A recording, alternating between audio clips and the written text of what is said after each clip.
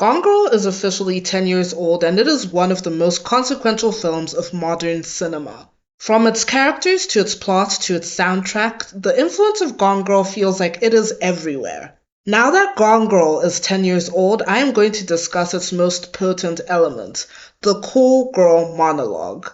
I am going to delve into Amy Dunne's character archetype, the context around the cool girl monologue, and the content of the monologue itself in order to illustrate how Gone Girl's cool girl monologue established it as one of the most influential and consequential films, not just of the 2010s, but of the 21st century. Warning for spoilers, and all of my sources will be in the description box down below. Without further ado, let's jump right into it. Gone Girl takes place when Amy Dunne, the wife of Nick Dunne, disappears from their home in Missouri, leaving behind suspicions of foul play. The film unfolds as Nick tries to make sense of what has happened whilst a police investigation takes place. The marriage has lost its spark, and diaries belonging to Amy are discovered, detailing the progression of Amy and Nick's relationship from loving to abusive to life-threatening. The investigation points to Nick being the perpetrator of what has happened to Amy, but the perspective shifts and it becomes clear that Amy is alive and seems to also be well. The diary entries were fictionalized by Amy, and she faked her own disappearance to frame Nick as retribution for his infidelity, carelessness, coldness, and lack of gratitude for her. This isn't just any vengeful soap opera-esque wife tale, though. Not only does it feature a female character with the long masculinized psychopath or sociopath archetype, it also intertwines this with real social discussions and debates. Amy Dunne is a femme fatale, a seductive and beautiful woman who brings disaster to anyone with whom she becomes romantically involved. But unlike the classic femme fatales such as Theda Bara and Greta Garbo, the audience gets one thing: Amy's side of the story.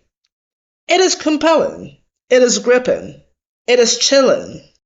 And it works because despite her lying, her deceptive machinations, and her unremorseful antisocial tendencies, there is one moment when she tells the truth, the whole truth, and nothing but the truth. I am, of course, talking about the incomparable cool girl monologue. Nick and Amy will be gone, but then we never really existed. Nick and Amy were a performance of gendered expectations. Cool girl.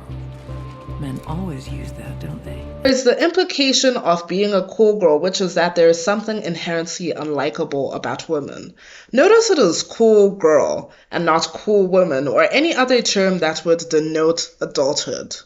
She only smiles in a chagrin-loving manner and then presents her mouth for fucking. Again, there's this idea that there's none of those pesky human traits. None of the worry, none of the nagging, none of the tiredness. Cool girl is hot. Cool girl is game. Cool girl is fun. Cool girl never gets angry at her man. This is the classic, why don't you smile more?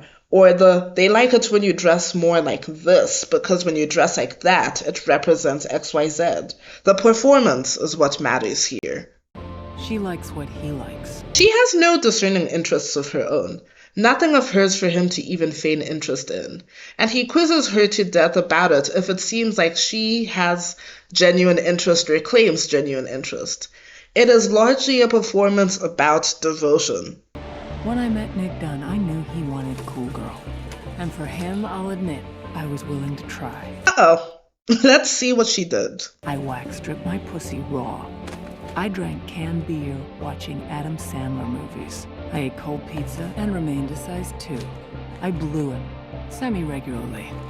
Okay, so what did she gain from this? Why did she go along with it when it was so painful for her? And what went wrong? Nick teased out in me things I didn't know existed. A lightness, a humor, an ease. But I made him smarter, sharper. I inspired him to rise to my level. So he gains her labor, which feels like it's at odds or a mismatch with what she gained from him, which is a certain kind of emotion and feeling, one that may not be real. Because again, It is a performance.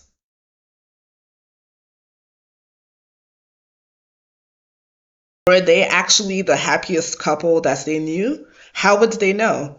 And why does it matter? These are the things that pop up a lot as you go through this monologue. He actually expected me to love him unconditionally.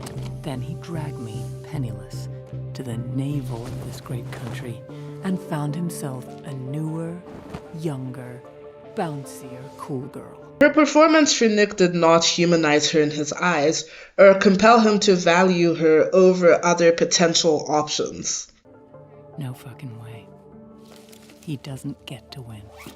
If you've ever seen how people respond to gossip about celebrities and their divorces, a lot of the language is about who stood to gain from leaving the other person, who won, who is cool and collected now that it's all said and done. Grown-ups work for things. Grown-ups pay. Grown-ups suffer consequences. Nick valued an infantilized youngness that Amy couldn't perform, because as the name suggests, you cannot be a cool girl forever. Unless, of course, you die. The performance of the cool girl monologue could not have happened without Rosamund Pike. In an article for Vanity Fair, the director David Fincher states that he chose Rosamund Pike to play Amy Dunne because she had an unknowable quality that he felt suited Amy's character. He says, "It struck me I didn't know how old she was. She could be 22 or 32, and I thought that was unusual, as it is part of an actress's job to remain 22 or 23. It furthered the conundrum of who is the actress playing this part. I was intrigued, so I got in touch and sent her the book." And David Finch is right. At the heart of the cool girl monologue is the unknown about what happens when it is all said and done. When she can no longer be 22 or 32, what is left for the cool girl to do? Either way, the cool girl monologue and the complex psychopathic character of Amy Dunne can never be erased from the canon of modern cinema history. And for that, Rosamund Pike, David Fincher, and the rest of the cast can take a fucking bow.